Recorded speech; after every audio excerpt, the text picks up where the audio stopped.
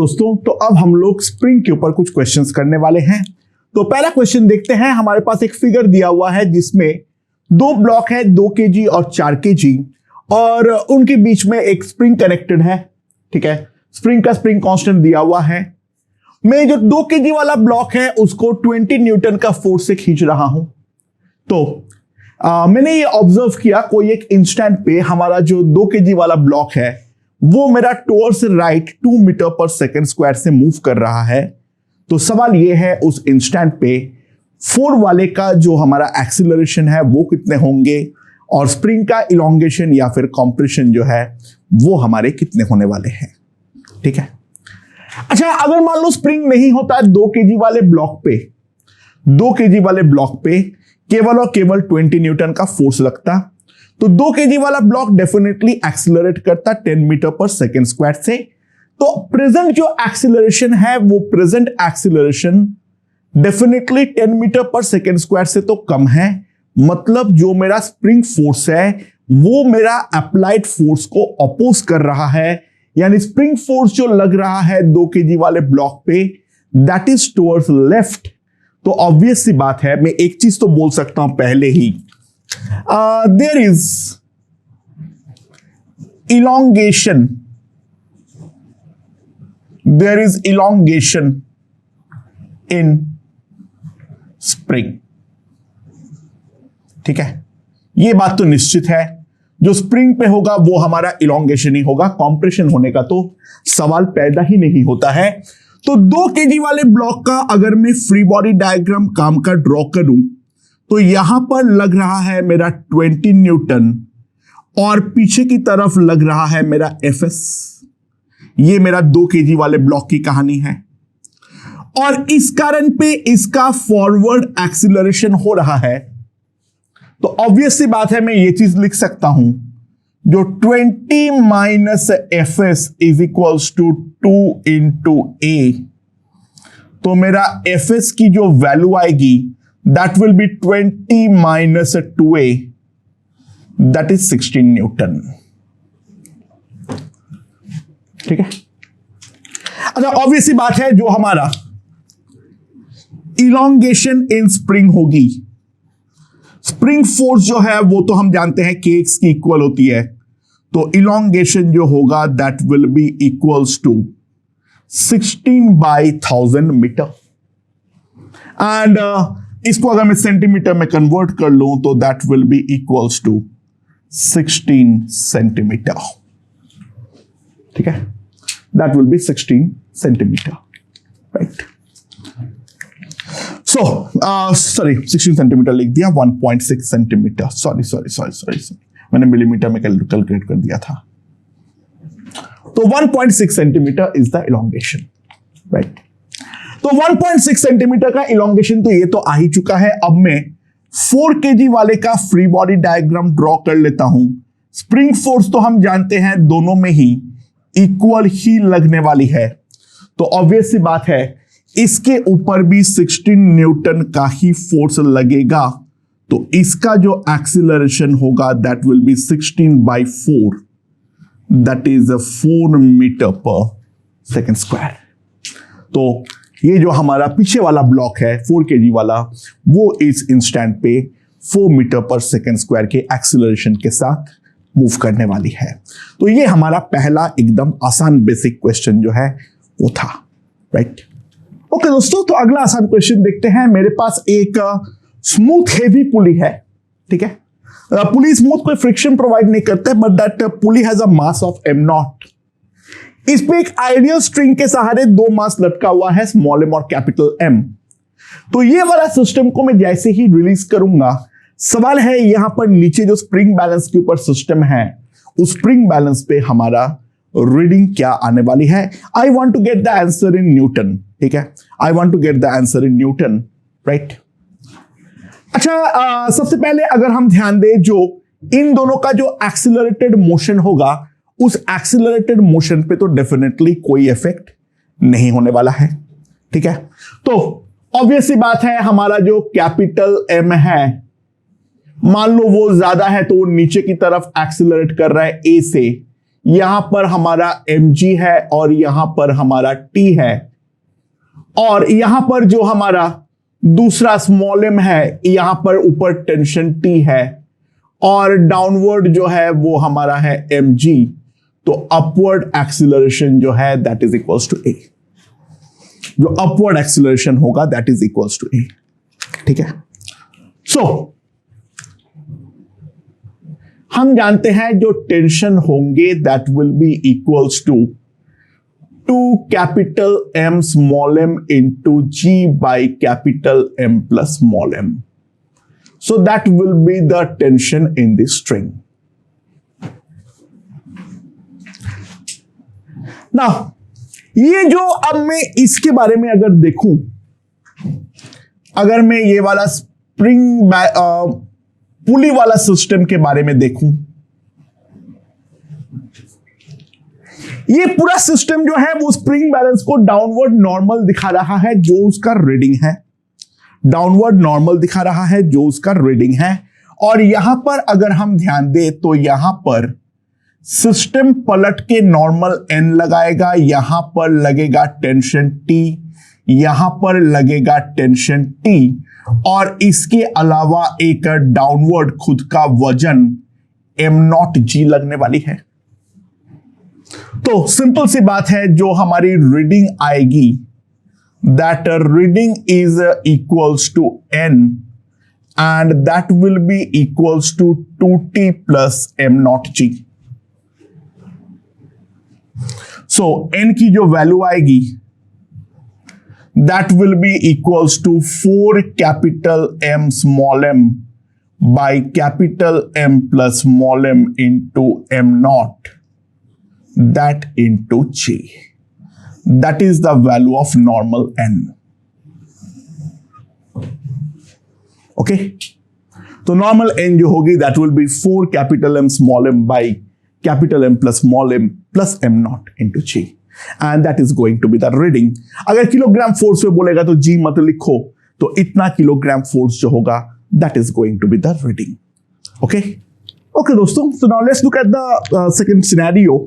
क्या है यहां पर, जो मेरे पास एक स्प्रिंग है ऑफ स्प्रिंग कांस्टेंट K, मेरे पास एक स्प्रिंग है ऑफ स्प्रिंग कांस्टेंट K, ठीक है, और इसके साथ एक पुली लगी हुई है, जो पुली का दूसरा एंड जो है वहां पर और एक स्प्रिंग ऐसे लगा हुआ है ग्राउंड के साथ, जो दूसरा फ्री एंड है उस पर एक धागा अटैच्ड है, और फ्री एंड को हम बोल देते हैं पॉइंट P, जो ग्राउंड से हमारा हाइट h ऊपर है। तो अगर मैं उस धागे को खींच के वहां पर, अगर मैं उसको धागे पे खींच के P पॉइंट को ग्राउंड पे लेकर आना चाहता हूं, तो सवाल ये है जो मुझे कम से कम कितना फोर्स से खींचना पड़ेगा। ठीक है, अच्छा ऑब्वियस सी बात है, जो हमारा फाइनल सिनेरियो होगा, जो हमारा इस पे फाइनल सिनेरियो बनेगा, वो फाइनल सिनेरियो किस प्रकार से बनेगा। अगर हम ध्यान दें तो यहां पर ये वाला स्प्रिंग होगा, यहां पर हमारा पुली है, और ये वाला पॉइंट P हमारा यहां पर ग्राउंड पे आ चुका है। ये दोनों का स्प्रिंग कांस्टेंट है K। ये वाले स्प्रिंग पे मान लो हमारा इलोंगेशन होता है x1, और ये वाला स्प्रिंग पे मान लो इलोंगेशन होता है x2। ठीक है, अच्छा सबसे पहले हमें h के साथ x1 और x2 को जोड़ना है, उस बात को समझो। अच्छा, ऊपर वाला स्प्रिंग पे जितना इलोंगेशन होगा, मेरा जो ये पुली है वो एग्जैक्टली उतना ही डिस्टेंस से नीचे आने वाली है। ट्राई टू अंडरस्टैंड, यहां पर मेरा जितना इलोंगेशन होगा एग्जैक्टली उतने ही डिस्टेंस से मेरा पुली नीचे आने वाली है।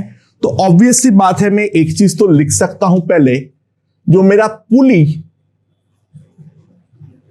कम्स डाउन बाय x1, पुली जो है वो मेरा x1 डिस्टेंस से नीचे आ जाएगी।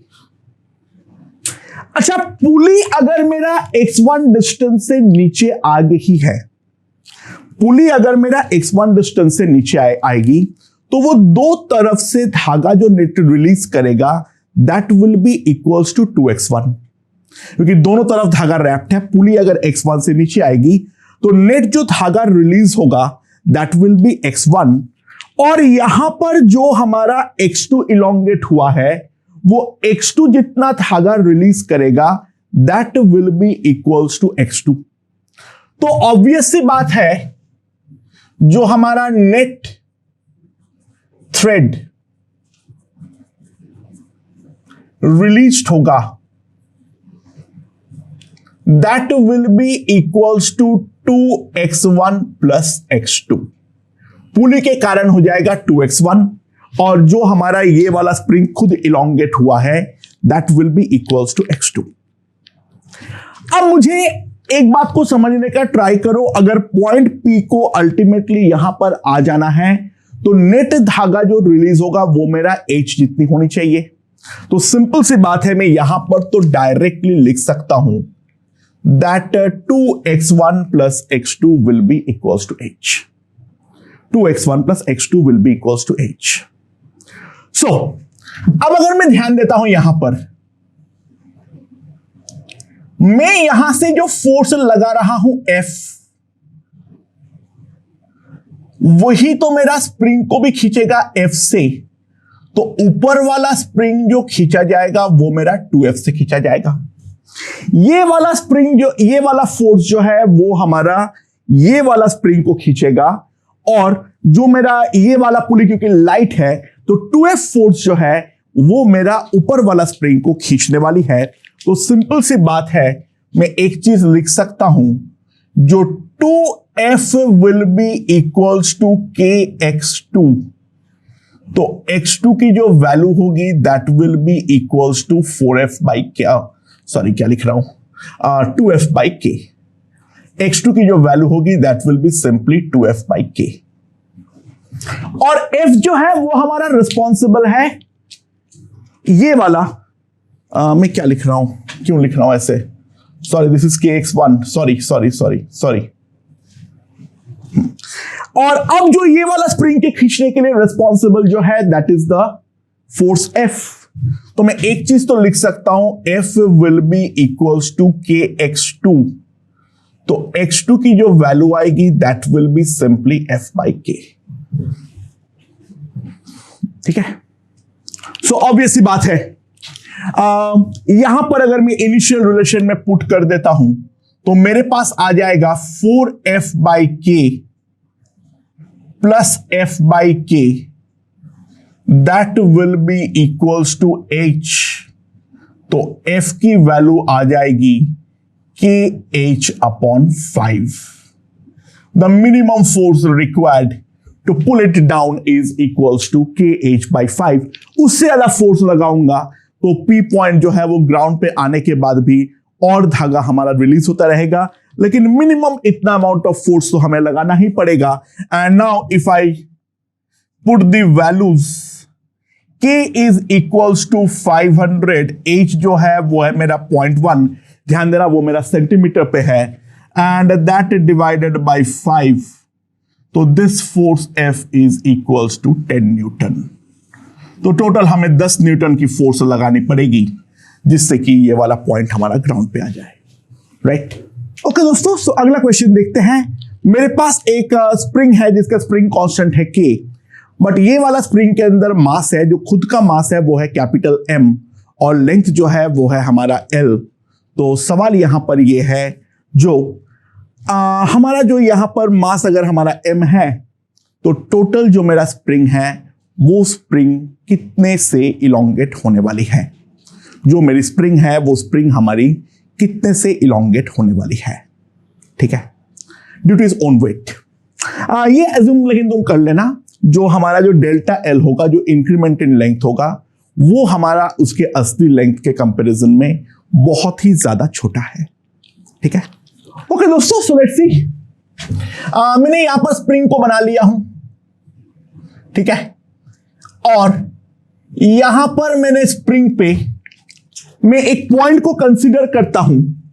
ये वाला पॉइंट जो है मान लो मेरा P पर है, जो कि नीचे वाले से हमारा x हाइट ऊपर है, नीचे वाले से मेरा x हाइट ऊपर है। एंड नाउ ये जो मैं पतला सा स्ट्रिप काट रहा हूं यहां पर, इसका लेंथ है dx। अच्छा, ये वाला जो dx का टुकड़ा है, इसका स्प्रिंग कांस्टेंट कितनी होगी? ठीक है, ये जो मैंने बहुत छोटा सा स्प्रिंग कंसीडर किया हूं, एक चीज मैं जानता हूं जो k is inversely proportional to the length. तो लेंथ जब कैपिटल L था, अगर स्प्रिंग कांस्टेंट मेरा k है, तो L लेंथ पे अगर मेरा स्प्रिंग कांस्टेंट k है, तो पर यूनिट लेंथ जो हमारा स्प्रिंग कांस्टेंट है दैट इज KL। ठीक है, ऑब्वियस बात है k is inversely proportional to the length. तो सिंपल सी बात है, जो हमारा k इंटू L होगा वो हमारा कांस्टेंट होने वाली है। तो L होने पर अगर हमारा k है, तो 1 होने पर ऑब्वियस सी बात आएगा KL। तो dx लेंथ के करस्पॉन्डिंग जो हमारा स्प्रिंग कांस्टेंट आएगा, ध्यान देना, that will be equals to KL by dx। It will be an extremely huge quantity, यानी स्प्रिंग मेरा अगर इनफाइनाइटेसिमली स्मॉल है, तो उसका जो स्प्रिंग कांस्टेंट होगा that will be extremely high, and उसका स्प्रिंग कांस्टेंट हमारे पास सिंपली आएगा KL upon dx। And now try to understand, ये वाला जो हमारा टुकड़ा है, इसके लिए रेस्पॉन्सिबल तो केवल और केवल नीचे वाले पार्ट का ही मास है, क्योंकि ऊपर वाला मास जो मास है वो तो हमारा उसको इलोंगेट करने का कोशिश कर ही नहीं रहा है, राइट। उसके ऊपर का मास उसको कहीं पर भी इलोंगेट करने का कोशिश नहीं करेगा, उसके नीचे जितना मास बचा हुआ है वही उसको इलोंगेट करेगा, सर खुद का मास। ट्राई टू अंडरस्टैंड, dx टुकड़े का जो मास होगा उसको मैं प्रैक्टिकली नेग्लेक्ट कर सकता हूं इन द फ्रंट ऑफ जो हमारा x टुकड़े का मास है। ऐसे खुद का वजन जो है वो भी उसको इलोंगेट कर सकता था, लेकिन फॉर ऑल प्रैक्टिकल पर्पसेस उसको मैं नेग्लेक्ट कर सकता हूं। तो ये वाले पार्ट का जो मास आएगा small m, try to understand, that will be capital M by L into x। तो ये वाले स्प्रिंग के ऊपर जो हमारा इलोंगेटिव फोर्स होगी, ये वाले टुकड़े के ऊपर जो हमारी इलोंगेटिव फोर्स होगी, that elongative force F will be equals to mg by L into x। और ये वाले इलोंगेटिव फोर्स के कारण ये जो हमारा dx का स्प्रिंग है, इस पे एक बहुत छोटी सी इलोंगेशन होने वाली है, that is equals to dE। तो जो हमारा इलोंगेशन होगी dE, that will be F by ये वाला पार्ट का K, यानी KL by dx। And try to understand, this will be mg by L KL into x dx। तो मेरे पास जो टोटल इलोंगेशन आ जाएगी E, that will be simply mg by KL square integration of x dx from 0 to L, and this will B L square by 2, L square will be gone. जो हमारा total elongation आ जाएगी उसको मैं delta L बोल सकता हूं, that will be equals to mg by 2k. That will be the total elongation in the spring. Okay? Okay दोस्तों, अगला क्वेश्चन देखते हैं। I have a spring of natural length 1 metre, और जब मैं उसके ऊपर एक फोर्स F अप्लाई करता हूं तो वो जो हमें एक्सटेंशन देता है that is equals to x। अब मैंने वो वाला स्प्रिंग को 2 अनइक्वल पार्ट में काटा और 2 अनइक्वल पार्ट को इस तरीके से पैरेलल में जोड़ दिया, और जब मैं उसके ऊपर सेम फोर्स F अप्लाई किया तो तब मैंने देखा जो एक्सटेंशन आया है वो आया है x बाई n। तो सवाल ये है जो हमारा 2 पार्ट का लेंथ है वो कितने होंगे, और हमारा n का जो है वो मिनिमम वैल्यू वो भी साथ में निकालनी है। ठीक है, राइट। तो हम किस तरीके से प्रोसीड करेंगे? तो मान लो जो lengths are y and 1 minus y, ठीक है। अच्छा, spring constant of original spring constant of original spring is equals to, मान लो k। तो 1 मीटर के लेंथ पर अगर हमें स्प्रिंग कांस्टेंट मिलता है k, तो ऑब्वियस सी बात है, क्योंकि ये हमारा inversely proportional to the length होता है, तो इस वाले का अगर मैं k1 मानता हूं तो k1 by k will be equals to 1 by y, तो k1 की वैल्यू आ जाएगी k बाई y। और दूसरा k2 by k will be equals to 1 by 1 minus y, तो k2 की जो वैल्यू आ जाएगी that will be equals to k2 by 1 minus y। और अब मैं इन दोनों स्प्रिंग को पैरेलल में कनेक्ट कर दिया हूं, तो अब जो मेरा k इक्विवेलेंट आएगा that k equivalent will be k1 plus k2 k by y, k by 1 minus y, तो k divided by y into 1 minus y। ठीक है, अब सेम फोर्स लगाने पे अगर मेरा एक्सटेंशन 1 बाई n टाइम्स हो गया है, तो ट्राई टू अंडरस्टैंड ये जो मेरा नया स्प्रिंग कांस्टेंट हो जाना चाहिए that must be equals to nk, क्योंकि फोर्स तो मैंने सेम ही अप्लाई किया हूं, तो एक्सटेंशन अगर मेरा 1 बाई n टाइम्स हो चुका है तो मेरा स्प्रिंग कांस्टेंट n टाइम्स हो जाना चाहिए, तो that should be the relation k divided by 1 into 1 minus y must be equals to nk. So what I can write is 1 y minus y square is equals to 1 by n, तो y square minus y plus 1 by n equals to 0। तो मेरे पास y जो आ जाएगा that will be minus b plus minus under root b square minus 4ac by 2। यहां पर y का दो वैल्यू क्यों आया है? गौर से ध्यान दे सकते हो, दोनों वैल्यूज एक साथ ही आ गया है। उसको क्या मालूम है छोटा पार्ट कौन है, बड़ा पार्ट कौन है, तो सिंपली मेरे पास ये चीज आ जाएगा। तो दो जो पार्ट है उसके लेंथ्स हमारे पास सिंपली आ जाएंगे। एक आ जाएगा y1 that is equals to 1 plus under root 1 minus 4 by n divided by 2, और दूसरा जो हमारा y2 आ जाएगा y1 minus 1 by 4 by n divided by 2। So these two are the lengths of the spring जिसको मैंने कट किया हूं। ठीक है, एंड साथ साथ देख लो इन दोनों को ऐड करो, वो हमारा 1 आ रहा है, वो हमारा आना भी चाहिए था। ठीक है, और ये यहां से भी आ रहा था, सम ऑफ द रूट्स तो हमारा डेफिनेटली 1 था। एंड ऑब्वियस सी बात है, टू बी वैलिड, ये चीज को वैलिड करने के लिए जो हमारा रूट के अंदर की क्वांटिटी है 1 minus 4 by n that must be greater than 0। अच्छा, इक्वल टू क्यों नहीं होना चाहिए? The reason is pretty simple, y1 और y2 इक्वल नहीं है, बोला है, दो अनइक्वल पार्ट में काटा गया है, तो 1 minus 4 by n must be greater than 0।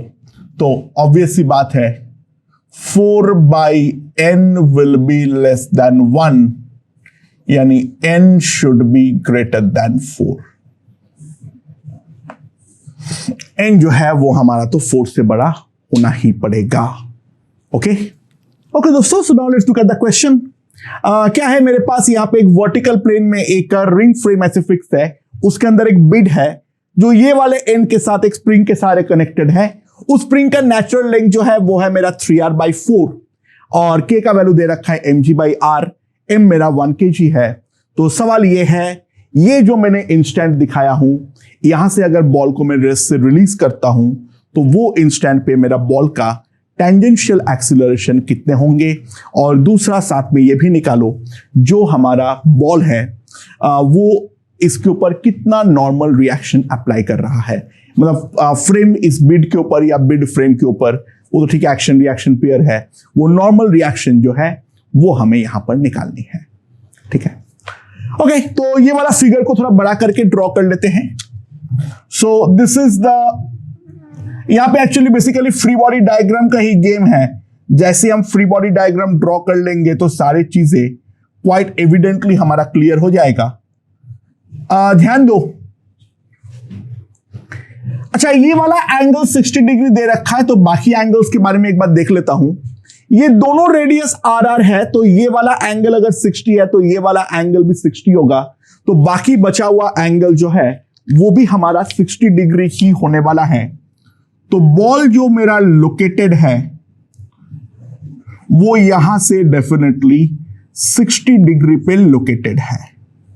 Now this is the radius जो हमारा सरफेस की तरह काम करेगा, वो हमारा इस पॉइंट पे ड्रॉ किया हुआ इंस्टेंटेनियस टेंजेंट जो है वो करने वाली है। ठीक है, टेंजेंशियल एक्सीलरेशन निकालने के लिए बेसिकली हमें ये वाला जो टेंजेंट है इसके अलोंग फोर्स जो है वो निकालनी पड़ेगी। एंड यहां पर अगर हम ध्यान दें, नाउ ये हमारा एक इक्विलैटरल ट्रायंगल है, तो इक्विलैटरल ट्रायंगल होने के कारण ऑब्वियस सी बात है हमारा ये तीनों साइड लेंथ इक्वल होंगे। तो यहां पर इसका नेचुरल लेंथ है 3r/4 और ये वाला लेंथ जो है वो है हमारा r, तो इसका जो हमारा इलोंगेशन आएगा, इलोंगेशन जो होगा that will be simply equals to r/4। ये मैं लिख सकता हूं, ये एक इक्विलैटरल ट्रायंगल है तो सब लेंथ LR है और जो हमारा नेचुरल लेंथ है स्प्रिंग का वो 3r/4 है। तो ये वाला स्प्रिंग का इलोंगेशन जो होगा वो होगा हमारा r/4 और k दे रखा है mg/r।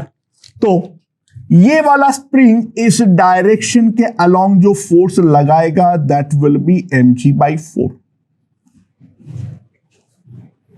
और इसके अलावा जो और फोर्सेस लग रहा है, एक हमारा ऐसे वर्टिकली डाउनवर्ड mg लग रहा है और यहां पर एक नॉर्मल n लग रहा है। ठीक है, and now if we look at the angles, this angle is 60 and this is radius, this is a tangent, तो this angle is 30 degree। ध्यान दो, ये वाली एंगल जो आएगी this angle will be 30 degree। ठीक है, मेरे ख्याल से ये समझ में आ गया है। एंड अब जो है mg के लिए अगर हम ध्यान दें तो यहां पर जो है ये पूरा का पूरा जो है, ध्यान दो, ये हमारा 90 है, ये तो है हमारा वर्टिकल डायरेक्शन है। सो ये वाला चीज जो वर्टिकल के साथ एंगल बनाएगा वो कितना होगा, ये वाला चीज जो वर्टिकल के साथ एंगल बनाएगा वो हमारा कितनी होने वाली है, वो चीज हम कैसे निकालेंगे। गौर से ध्यान दो, जो हमारा ये वाला लाइन है ये हमारा वर्टिकल है, ये जो हमारा लाइन है ये लाइन हमारा वर्टिकल है और ये वाला लाइन भी हमारा वर्टिकल है। तो ये लाइन वर्टिकल के साथ जो दो एंगल बनाएगा वो दोनों तो हमारा इक्वल ही बनाने वाली है। तो ट्राई टू अंडरस्टैंड, ये वाला लाइन को अगर मैं पीछे की तरफ एक्सटेंड करूं तो ये एंगल अगर 60 डिग्री है तो वर्टिकल के साथ ये वाला लाइन जो है ये इक्वल एंगल बनाएगा, दैट विल बी 60। ठीक है, नाउ ये वाला एंगल 60 है, ये वाला एंगल भी 60 है। ठीक है, और ये वाला एंगल हमारा 30 डिग्री है, तो ऑब्वियसली ये वाला एंगल जो होगा this angle is also going to be equals to 30 degree. ठीक है, and now let's resolve it into components. तो mg का तो दो कंपोनेंट होगा, एक ऐसा और एक ऐसा, और mg/4 का भी दो कंपोनेंट होगा, एक ऐसा और एक ऐसा। तो जो हमारा नेट अनबैलेंस टेंजेंशियल फोर्स आएगा वो कितना आएगा, mg cos 30 plus mg/4 into cos 30, तो that will be equals to 5 mg/4 cos 30 degree, that is a 5√3/8 mg। तो टेंजेंशियल एक्सीलरेशन जो हमारे पास आएगा 80, that will be this divided by m, that will be 5√3/8 into g. So this will give me the tangential acceleration. And now normal force के लिए मैं simply लिख सकता हूं जो n plus mg/4 sin 30 degree, क्योंकि ये वाला डायरेक्शन में तो फोर्स बैलेंस होना चाहिए, तो मेरे पास यहां पर आ जाएगा this will be equals to mg sin 30। Now sin 30 is half, तो ये जो आ जाएगा that will be 3mg/4 into sin 30, तो n की वैल्यू आ जाएगी 3mg/8। n की जो वैल्यू आ जाएगी that will be equals to 3mg/8। Okay दोस्तों, सो बेसिकली मेरा क्या है, जैसे में हम लोगों ने इक्विलिब्रियम में किए थे, एक कोन के ऊपर हम लोगों ने एक चेन को रखे थे, यहां पर अब चेन के बदले मेरे पास एक इलास्टिक कॉर्ड है। By the way elastic cord क्या होती है, पहले वो चीज को मैं लिख दे रहा हूं। Elastic cord is a very simple thing, it becomes slack in compression. It becomes slack in compression and in elongation. And in elongation, it behaves as a string. Elongation पे स्ट्रिंग बोला, it behaves like a spring. यानी elastic cord जो है वो extension पे exactly spring की तरह ही behave करता है, और जो हमारा कॉम्प्रेशन है उस कॉम्प्रेशन में वो बिहेव करेगा एज अ स्लैक स्ट्रिंग, यानी वो कॉम्प्रेशन नहीं बर्दाश्त कर सकता है, यानी वो केवल और केवल पुल कर सकता है, इट कैन नॉट पुश। यानी it is basically a mixture of ideal string and spring, ठीक है। यानी कॉम्प्रेशन पे वो एक स्लैक स्ट्रिंग की तरह बिहेव करेगा और इलोंगेशन पे तो वो एक नॉर्मल स्प्रिंग की तरह ही हमारा बिहेव करने वाली है, ठीक है। अच्छा, एक पार्ट ऑफ द क्वेश्चन हम लोगों ने पहले यहां पर किए थे, हम लोगों ने ये निकाले थे जो इक्विलिब्रियम वाले चैप्टर पे, जो यहां पर टेंशन कितना डेवलप हो रहा है। तो सबसे पहले जल्दी से वो काम हम लोग कर लेते हैं। तो टेंशन जो डेवलप हो रहा है उसके लिए हम लोग क्या करेंगे, यहां पर अगर हम ध्यान दें, इसके ऊपर कोई भी अगर हम छोटे टुकड़े काट लेते हैं, कोई भी अगर हम छोटे टुकड़े काट लेते हैं, तो उस छोटे टुकड़े के ऊपर क्या लग रहा है, अगर हम ध्यान दें तो यहां पर एक बहुत छोटा टुकड़ा है, इसके ऊपर यहां पर लग रहा है नॉर्मल, और यहां पर लग रहा है DMG, राइट। वो छोटे टुकड़े को हम लोगों ने काट के बाहर निकाल लिए हैं। इसका रेडियस अगर R है तो DM हम लोग निकाल लेंगे। एंड नाउ ये वाला एंगल हमारा अल्फा था, ये एंगल अगर अल्फा है तो ये वाला एंगल अल्फा है, so this angle is alpha, this angle is alpha. तो ऑब्वियस सी बात है जो हमारा DN साइन अल्फा होगा वो हमारा DMG की इक्वल होंगे। और जो हमारा dn cos अल्फा होगा वो हमारा होगा dn cos अल्फा जो होगा, and that must be balanced by tension, right. वो हमारा टेंशन को बैलेंस करना जरूरी है। और अब जो मैंने छोटा सा टुकड़ा काटा हूं, अब जो मैंने ये छोटा सा टुकड़ा काटा हूं, वो छोटा सा टुकड़े को मैं उसका साइड व्यू ले रहा हूं। तो ये है वो मेरा बहुत छोटा सा टुकड़ा। मान लो यहां पर जो वो एंगल दोनों तरफ बनाता है वो बनाता है मेरा D phi, right.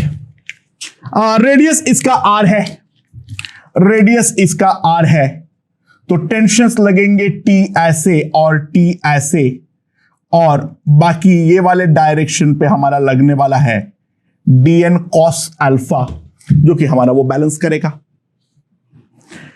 So obvious सी बात है, मैं साफ साफ देख सकता हूं जो 2t sin d phi must be equals to dn into cos alpha, and dn into cos alpha का वैल्यू अगर मैं लिखता हूं, dn sin अल्फा का वैल्यू है dmg, dn sin अल्फा की वैल्यू जो है वो है मेरा dmg, तो मेरे पास आ जाएगा 2t sin d phi, that will be equals to dm into g into cot of alpha।